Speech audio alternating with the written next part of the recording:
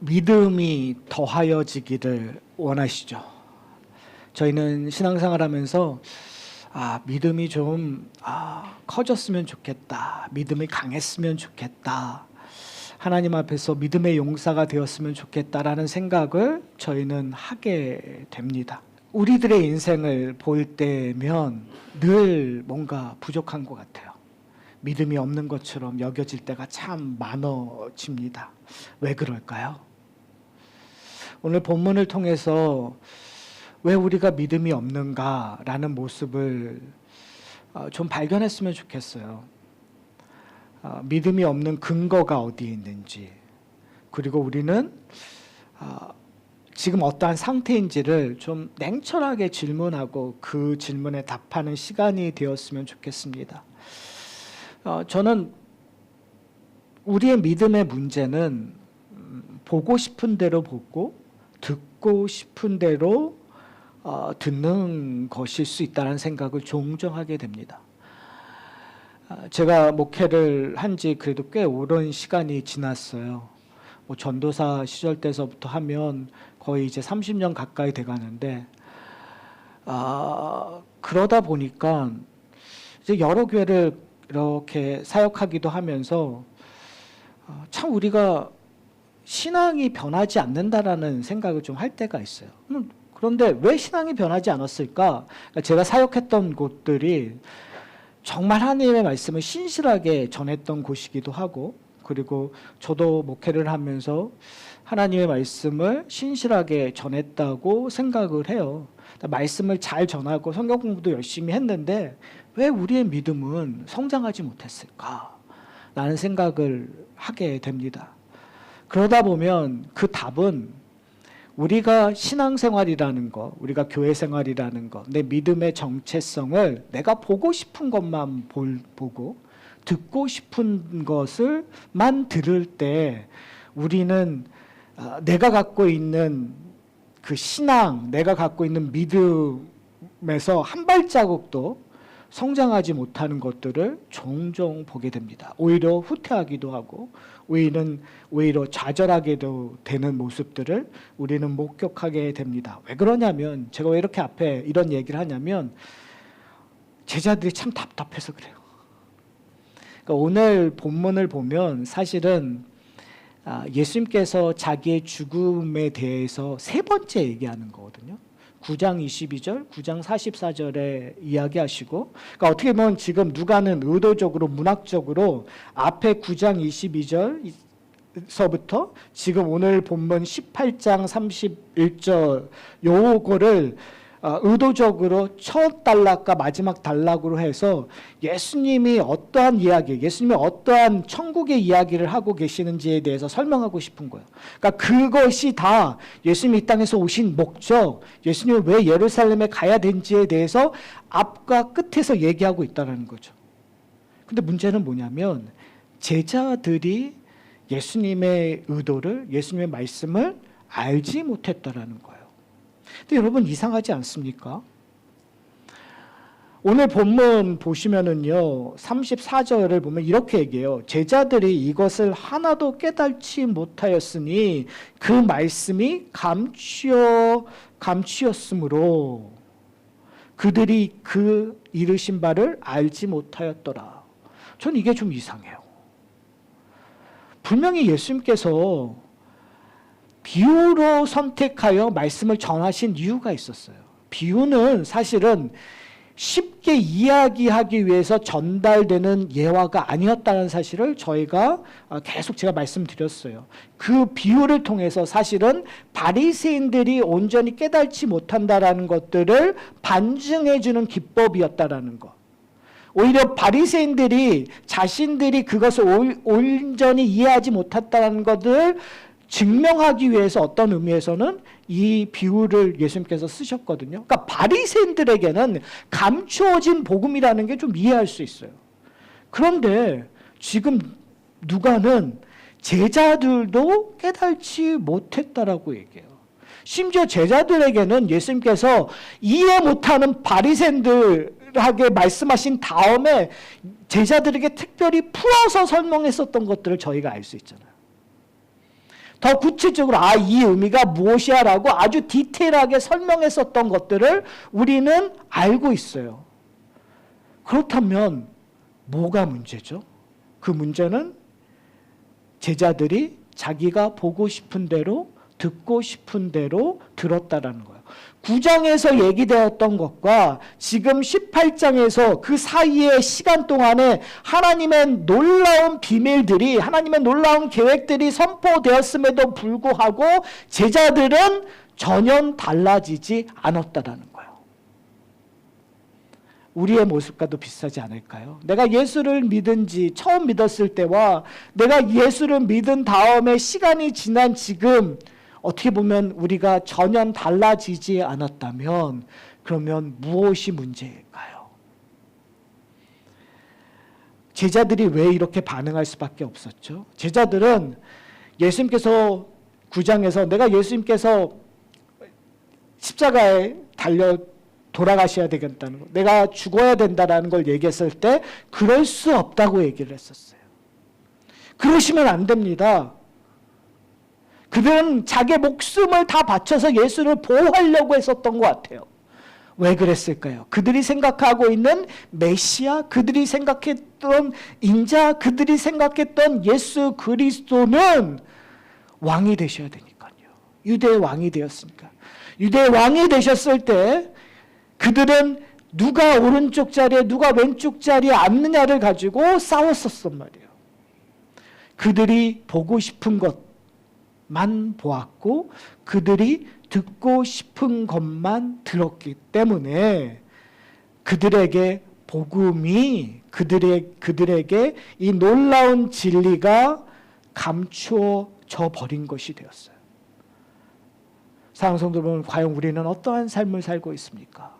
복음을 들어도 하나님의 말씀을 들어도 우리는 우리 뜻대로 우리 마음대로 해석하고 있다면 우리는 그 복음의 베네핏을 복음의 능력을 우리는 누리고 있지 못한다는 거예요. 그럼 왜 누리지 못했는가? 그것을 오늘 본문에서 얘기하고 있어요. 사실은 31절에 보면 예수님께서 12제자를 데리시고, 이 말은 뭐냐면 따로 부르셨다는 거예요. 12사도만 따로 부르셔서 자기의 계획을 지금 아주 중요한 시점에서 지금 말씀하고 계신다라는 거거든요. 너무너무 중요한 거거든요. 뭐라고 얘기하시냐면 이렇게 얘기해요. 보라, 우리가 예루살렘으로 올라가노니. 다시 한번 강조하는 거예요. 내가 예루살렘에 올라간다. 근데 문제는 뭐죠? 예수님이 예루살렘에 올라가려고 하는 그 이유와 제자들이 예수님이 예루살렘에 올라가기를 원하시는 이유가 같을까요? 다를까요? 다르다는 것이 문제예요. 예수님은 뭐하러 올라가시는 거죠? 죽으시러 올라가시는 거예요. 어린 양이 되어셔서 십자가에 달려 죽기 위하여 예루살렘으로 올라가세요. 근데 제자들은 예루살렘으로 올라가기를 원하시는 것. 제자들이요, 예수님의 사역을 볼 때마다 늘 그들이 갈망했었던 것들이 있어요. 그들은요, 사마리아와 그 가버나움 이 근처, 갈릴리 호수 근처에 예수님이 오래 있기를 원하지 않아요. 그들은 어디로 가야 되죠? 예루살렘으로 올라가기를 원해요. 더 많은 사람들이 예수 그리스도의 가르침에, 더 많은 사람이 예수 그리스도의 기적에, 더 많은 사람이 예수님의 놀라운 능력을 보기를 원해요. 누구를 위해서? 예수님을 위해서. 궁극적으로 그 파워와 그 능력을 통해서 뭘 원했던 거죠? 예수님이 유대의 왕이 되기를 원했던 거예요. 그래서 그들은 열심을 내었어요. 그들의 것들을 다 내어주고 예수님을 따랐어요. 지난주에 저희가 살펴봤듯이 부자 관리는 예수님께서 내 모든 것을 팔아서 가난한 자에게 주고 나를 따르라고 했을 때 부자 관리는 심히 고민한 후에 예수를 떠났어요. 그리고 나서 베드로가 한 얘기가 뭐죠? 예수님, 저희는 예수님을 따랐습니다. 분명히 두 사람이 이 두 부류의 다른 점이 드러나죠. 한 부류는 예수님을 따르지 않았어요. 자기의 유익 때문에. 근데 한 부류는 예수님을 따랐어요. 예수님에게 올인한 거예요. 자기의 모든 걸 버리고 예수님을 따랐던 거예요. 그런데 아주 결과론적으로는 다르겠죠. 그러나 적어도 누가 보면 18장 31절에서부터 34절에 근거하면 결론은 뭐죠? 둘 다 똑같아요.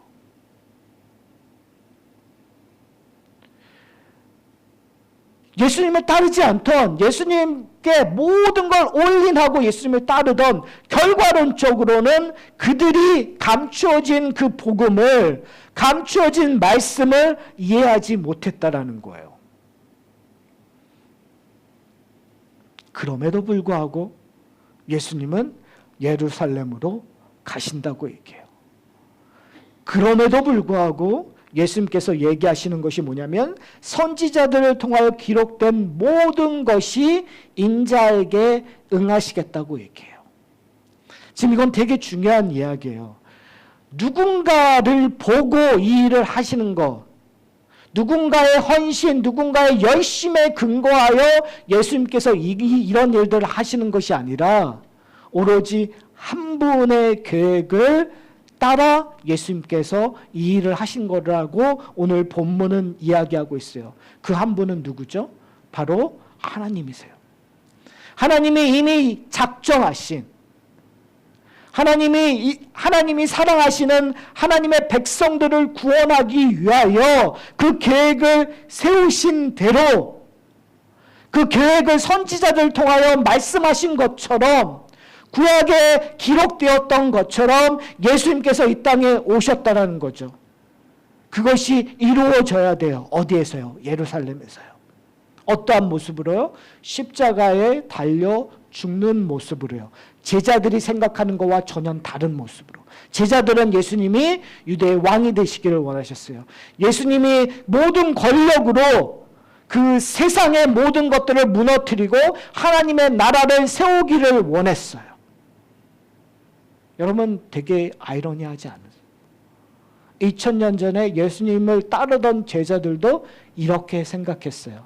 2000년 후에 지금 교회를 다니고 있는 많은 사람들이 이렇게 생각하는 것처럼 정치적인 그리고 경제적인 그리고 사회적 행동을 하는 것들을 우리는 보게 돼요. 십자가의 복음으로 쫓아가는 삶이 아니라 예수가 이 땅의 왕이 되어 이 땅의 권세를 잡아 이 땅에서 우리를 좀 더 편하고 우리가 좀 더 괜찮은 존재가 되기를 갈망하면서 살고 있는 우리의 모습들을 종종 보게 돼요. 그런 우리에게, 그런 교회에게 오늘 말씀을 다시 한번 보고 고민했으면 좋겠어요. 왜요? 예수님께서 이 땅에서 십자가를 향하였던 그 길이, 하나님께서 하나님의 백성들을 구원하기 위하여 가셨던 그 과정이 어떠한 모습인가? 32절에 보면 이렇게 얘기해요. 인자가 이방인에게 넘겨져 희롱을 당하고 능욕을 당하고 침뱉음을 당하겠으며 그들은 채찍질하고 그를 죽일 것이거나. 이 이야기는 다니엘서 7장에서 얘기하고 있는 인자를, 메시아적인 개념의 인자를 지금 이야기하면서 이사야서 60장에서 얘기되고 있는 그 메시아가 고난을 받으시는 그 메시아가 당하는 이야기를 지금 예수님께서 하시는 거예요. 이사야서에서 예언되었던 그 메시아가 본인이심을 얘기하는 거예요. 다니엘에서 얘기했던 그 인자가 바로 다 본인이심을 이야기하는 거예요. 그래서 예수님께서 뭘 당하셔야 된다고요? 이방인에게 넘겨져야 된다는 거예요.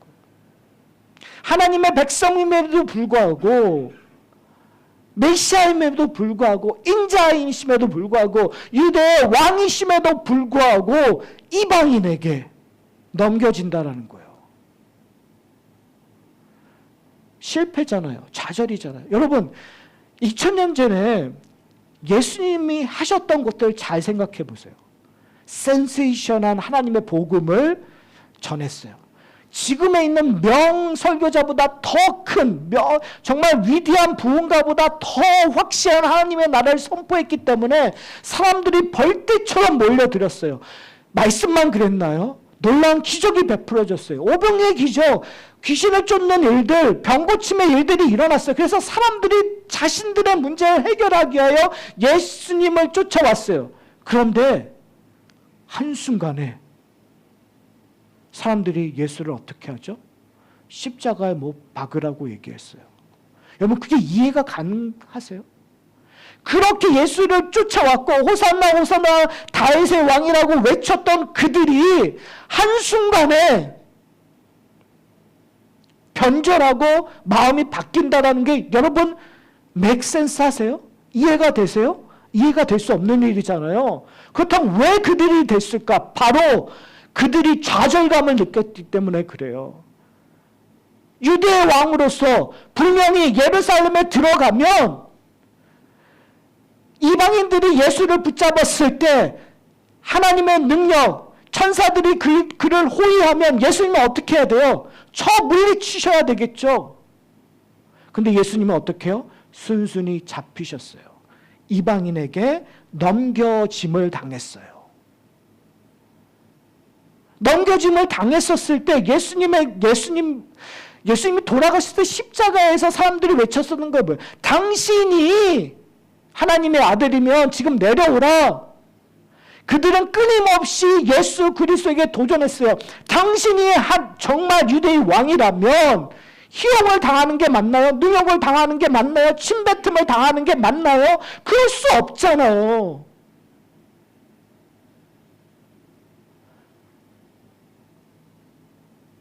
빌라도에게 그러한 대접을 받는 것이 말이 되나요? 그럴 수 없잖아요. 그렇기 때문에 유대인들은 갑자기 변한 거예요. 왜요? 그들의 희망이, 그들의 기대감이 무너졌을 때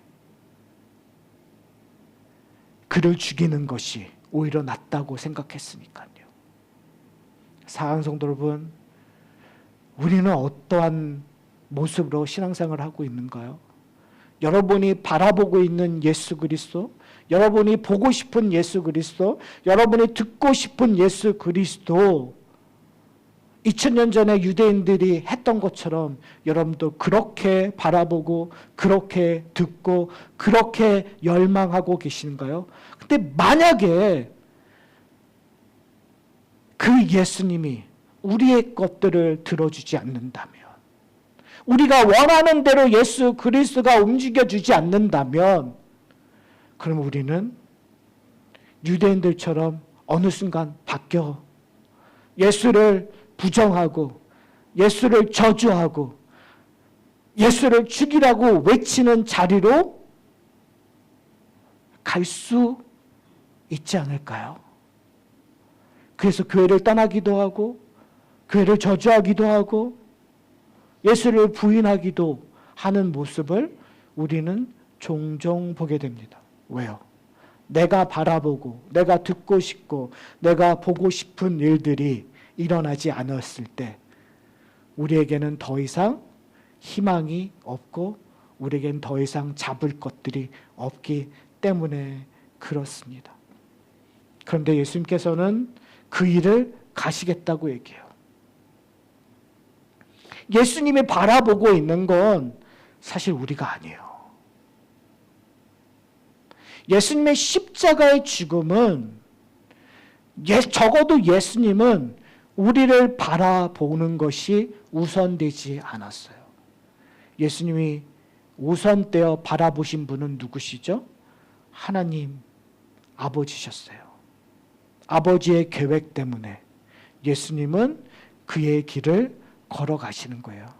아버지의 사랑 때문에 아버지가 자기의 백성들, 자기가 선택한 자들을 사랑하는 그 사실을 알으셨기 때문에 예수님은, 여러분 보세요. 이렇게 얘기해줘도 못 알아듣는 인간들, 그 인간들을 바라보는 것이 아니라 아버지를 바라보시면서 예수님은 가시는 거예요.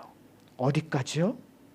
33절에 얘기해요. 채찍질하고 그를 죽일 것이 그 십자가의 자리까지.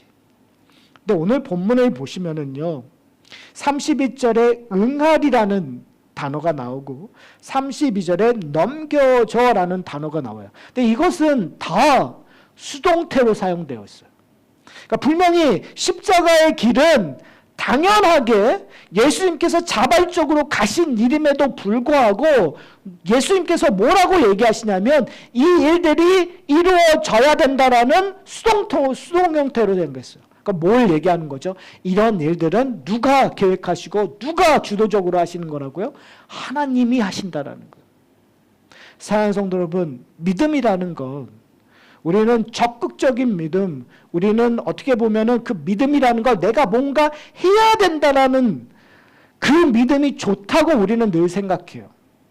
자발적 순종에 우리는 되게 크레딧을 많이 줘요. 맞아요. 근데 우리가 하나 놓치는 건 뭐냐면 우리의 자발적인 순종은 무엇에 근거하냐면 하나님의 역사하심에 근거하는 거예요. 다른 말로 얘기하면 왜 우리가 순종하지 못하느냐. 하나님은 우리에게 요구하는 일들이 있잖아요. 예수님께서 십자가에 달려 죽으심으로 말미암아 우리에게 주어진 그 축복들이 있잖아요. 그리고 그 예수 그리스도의 법으로 말미암아 우리에게 주어지는 요구, 순종의 요구들이 있단 말이에요. 감사함으로 우리는 그 순종의 요구들을 해야 돼요. 근데 우리는 그 적극성이 없는 이유, 우리가 적극적이지 않는 이유, 그 이유는 우리가 하나 놓치고 있는 것이 뭐냐면 하나님의 역사하심을 부정하고 있기 때문에. 여러분, 뭔가 안 되고 있나요? 우리가 하나님을 따르는 일들에 자꾸 제동이 걸리거나요? 아니면 내가 해도 안 되나요? 그때 우리는 나에게는 적극적인 게 없어, 나는 연약해, 나는 할 수 없어 라고 얘기하고 자꾸 나로부터의 동력을 생각한다면 결국 이 문제는 해결할 수가 없어요. 해결하기 위해서는 어디서부터 시작되는 거죠? 하나님이 내 삶을 역사하고 계신다는 거. 성령께서 내 삶 속에서 하셔야 되는 일이 있다는 걸 인정하셔야 돼요. 그 일을 위하여 예수님이 십자가의 길을 걸어가셨던, 그런데 어디까지요? 하나님의 아들이심에도 불구하고 어디까지 걸어가셨다고요? 이방인에게 넘겨짐을 당하는 수치를 당하시는 거예요. 희롱을 당하셨대요. 능력을 당하셨대요. 침뱉음을 당하셨던 거기까지 채찍을 당하시는, 그리고 심지어 어디까지? 십자가에 죽기까지. 그 말은 우리의 인생에 적용되면 하나님께서 여러분에게 중요한 열매를 맺기 위하여 하나님께서 여러분의 인생에 어떻게 간섭하시냐면 여러분들에게 어떨 때는 이방인에게 넘기는 일들이 여러분의 삶 속에서 일어날 수 있다는 거예요. 뭘 얻기 위하여? 오해하지 않으셨으면 좋겠어요. 여러분이 보고 싶은 거, 여러분이 듣고 싶은 것들을 이루는 것이 아니라 하나님께서 우리에게 주고 싶은 것이 있는 거예요. 예수 그리스도의 십자가의 능력으로 말미암아 우리에게 주어지는 하나님 나라의 유업을 이 세상에 무엇보다도 가장 소중한 것으로 여기는 삶이 되기 위하여 이 땅에서 우리에게 가끔 이방인에게 넘기는 일들이 일어나고 희롱당하는 능력이 일어나고 능력당하는 일이 일어나고 침뱉는 일들이 일어난단 말이에요. 왜요? 그것이 하늘의 능력이기 때문에, 하늘의 기쁨이기 때문에. 보고 싶은 대로 보고 듣고 싶은 대로 듣는다면 그거는 절망이죠. 좌절이죠. 불행이죠. 저주죠. 그런데 예수 그리스도가 예루살렘으로 가셨던 이유 때문에, 예수님께서 예수 그리스도에게 하나님 앞에 순종했던 그 이유 때문에 우리의 삶이 완전히 변화돼 버리는 거예요. 지금 내가 겪는 이 수치, 능력, 좌절, 절망, 실패, 이것들이 오히려 하나님 앞에 내 인생의 기쁨으로, 능력으로 변한다는 사실을 여러분 처음서부터 알 수 있을까요? 적어도 오늘 본문을 얘기하면 누가복음 18장 이 시점으로 보면 제자들도 깨닫지 못했어요. 감추어졌으니까. 알지 못했으니까. 그런데요, 이 이야기는 누가복음 18장에서 끝나지 않아요. 그렇죠? 제자들은 여기서 감추어진 걸로 끝나지 않아요. 이 이야기는. 제자들의 삶에 어떠한 일들이 일어나냐면 누가복음 24장 44절에서부터 48절을 보면 예수님이 엠마오로 가는 제자들에게 나타나셔서 하신 말씀이 있어요. 제가 읽어드릴게요. 또 이르시되 내가 너희와 함께 있을 때에 너희에게 말한 바 곧 모세의 율법과 선지자들의 글과 시편에 나를 가리켜 기록된 모든 것이 이루어져라 하리라 한 말이 이것이라. 오늘 본문과 똑같죠. 선지자들이 한 말이 이루어지게 하여 내가 예루살렘에 가리라. 가서 뭐예요? 십자가 달려 죽고 이 모든 것들이 지금 예수님께서 부활하신 다음에 엠마오로 가는 길에 있는 제자들에게 얘기하셨어요. 그리고 이렇게 얘기해요. 이에 그들의 마음이 열어. 누구요? 제자들의 마음이 열어 성경을 깨닫게 하시고 또 이르시되 이같이 그리스도가 고난을 받고 제3일에 죽은 자 가운데서 살아날 것과 또 그 이름으로 죄사함을 받게 하는 회개가 예루살렘에서 시작하여 모든 족속에게 전파될 것이 기록되었으니 너희는 모든 일에 증인이라. 깨닫지 못했던 것들을 어떻게 해요? 감추어졌던 그 복음이 예수님께서 제자들에게 나타나 하나님의 말씀을 다시 한번 설명하자 어떤 일이 일어나는 거예요? 깨닫게 된 거예요. 그리고 예수 그리스도의 증인이 되어진 거예요. 사랑하는 성도 여러분, 우리는 어떤 존재인가요? 왜 우리는 아직도 누가복음 18장에 예수의 말씀을 듣고도 우리가 보고 싶은 대로 보고 듣고 싶은 대로 듣고만 있는가요? 우리의 신앙은, 우리의 믿음은 18장에서 끝나는 것이 아니라 누가복음 24장에서 시작되었단 말이에요. 성령이 우리에게 임할 때 우리에게 증거하는 것이 바로 예수 그리스도를 증거하여 그 예수 그리스도가 왜 십자가 달려 죽으신가를 알게 되는 존재가 된 거예요. 그래서 우리는 어떤 존재가 되는 거죠? 예수 그리스도의 증인이 되는 존재가 되었어요. 그것을 베드로가 성령이 임한 다음에 사도행전 3장 18절에서부터 19절에 이렇게 얘기해요. 똑같게 표현을 해요. 제가 다시 한번 읽어드릴게요. 하나님의 모든 선지자의 입을 통하여 자기의 그리스도께서 고난받으신 일을 미리 알게 하신 것을 이와 같이 이루셨느니라. 베드로가 고백하는 거예요.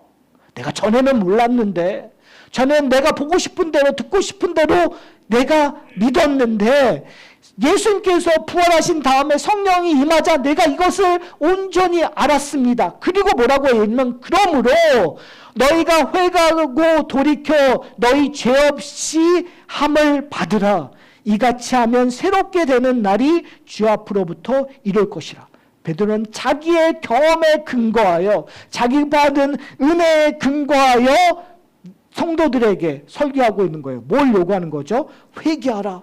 돌이켜 죄 없이 함을 받으라라고 얘기하는 거예요. 새로운 사람이 되라고 요구하고 있는 것들을 오늘 본문에서 이야기하고 있어요. 사랑하는 성도 여러분, 사실은 성령께서 우리를 부르실 때 우리에게 믿음이라는 온전한 그 은혜를 우리에게 주셨어요. 근데 우리는 연약해서 자꾸 우리가 보고 싶은 대로만, 우리가 깨달은 대로만 할 때가 많아요. 이제 우리가 해야 될 건 뭘까요? 하나님이 우리에게 들려주시는, 하나님이 우리에게 보여주시고자 하는 십자가를 바라보셨으면 좋겠어요. 십자가와 부활을 바라보셨으면 좋겠어요. 그러니까 내 생각대로 내가 원하는 것들을 열망하는 우리의 신앙생활이, 우리의 믿음이 아니라 그러니까 예수님께서 얘기하잖아요. 네가 나와 함께하라. 나의 멍에를 메라. 너의 십자가를 지고 나를 따르라고 요구했던 그 이유는 우리의 문제를 가지고 이 문제를 해결하기 위하여 내가 보고 싶은 대로 보고 듣고 싶은 대로 듣는 것이 아니라 그 문제를 해결하기 위하여 그 문제의 근본적인 걸 하기 위하여 우리는 어디 앞으로 나가야 돼요? 십자가 앞으로 나가야 돼요. 십자가에서 달려 죽으신 예수 그리스도와 함께 내 죄가 달려져 용서받아야 돼요. 예수 그리스도가 3일 만에 부활하신 것처럼 죄 용서함으로 말미암아 내가 새롭게 되는, 이제 보라 옛것은 지나갔고 새로운 피조물이 됨으로 말미암아 새로운 하나님이 만들어주신 그 성품을 닮아가려고 늘 노력하는 자가 되어야 되는 거예요. 그것이 부활의 능력이에요. 우리의 옛 본성들을 버려버리고 옛 것들을 버려버리고 예수 그리스도를 닮아가는 일들에 전심을 다하는 저와 여러분이 되셨으면 좋겠어요. 그 일들이 우리로 하여금 믿음을 더하는 아주 중요한 길이라는 사실을 기억하셨으면 좋겠어요. 그러기 위해서 우리는 점프를 할 수 없어요. 그냥 뛰어넘을 수가 없어요. 여러분, 수학을 잘하기 위해서 어떻게 해야 되죠? 수포자라는 말이 있잖아요. 수포자들은 항상 공부할 때 뛰어넘습니다. 실력이 없어도 뛰어넘어요. 그런데 실력자들은 뛰어넘지 않습니다. 한 단계 한 단계 한 단계 갑니다. 그 말은 뭐죠? 우리가 걸어가야 될 단계가 있다라는 거예요, 여러분.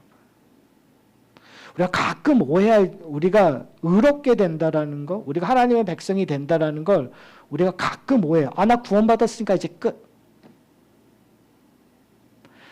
개혁주의 안에서도 그런 분들이 계세요. 하이퍼칼비니즘이라고 얘기해가지고 나 구원받았으니까 이제 한 번 구원받았으니까 나는 천국 가니까 내가 이 땅에서 어떻게 살든 아무런 상관이 없어라고 생각하시는 분들이 있어요. 근데 성경을 전체로 봤을 때 분명히 잘못되었어요. 예수 그리스도로 말미암아 우리는 단 한 번의 의로운 존재가 되었어요. 그러나 우리가 그 은혜 때문에 한 단계 한 단계 밟아서 가야 될 길들이 있다는 거예요. 그 길이 어디죠? 십자가의 길이에요. 지금 제자들은 여기서 끝나지 않아요. 여기서 갑자기 누가복음 24장으로 간 것도 아니고 여기서 갑자기 사도행전으로 간 것들이 아니에요. 제자들은 어디를 가야 돼요? 예루살렘을 가야 돼요. 제자들은 십자가 전에 예수를 3번 부인해야 돼요. 실패와 좌절과 절망을 경험해야 돼요. 그리고 나서 그 십자가의 참뜻을 온전히 이해하게 되는 거예요. 부활의 예수 그리스도를 만나고 내 의심 때문에 예수 그리스도의 옆구리에 손을 넣어봐야만 되는 그러한 과정을 지나서 예수 그리스도의 그 성령을 임하자 예수 그리스도의 그 참뜻을 온전히 깨달을 때만 그 인생이 완전히 변해지는 거예요. 그래서 하나하나 스텝을 건너 가셔야 돼요. 그럴 때 베드로처럼, 그럴 때 예수 그리스도의 제자들처럼 하나님 앞에서 순종하는 그런 삶을 살아가는 거예요. 그것이 우리에게 주어진 거예요. 사랑하는 성도 여러분 어디에 있습니까? 왜 자꾸 그냥 3-4 스텝을 뛰어넘어서 그냥 나는 천국 갔으니까 됐어. 내 인생, 내 삶 그냥 아무렇게나 살아도 돼. 이렇게 살고 계십니까? 그러시면 안 돼요. 오늘 내 잘못들, 내 잘못된 삶들, 내 것들을 쳐서 복종시켜서 하나님이 원하시는 대로 조금씩 변화되는 그것이 이 땅에서 축복받는 일이에요. 그것이 그리스도를 닮아가는 일이에요. 그 일들에 전심을 당하는. 왜요? 이제 더 이상 우리에게 감추어진 복음이 없어요. 이제 더 이상 우리에게는 비밀이 아니에요. 그건 진리가 되어버렸고 계시가 되어버렸고 그리고 그것이 우리로 하여금 가야 될 길이 되어버린 거예요. 그 가야 될 길을 충성된 종으로 한 발자국 한 발자국 걸어가시는 저와 여러분이 되시기를 소원합니다.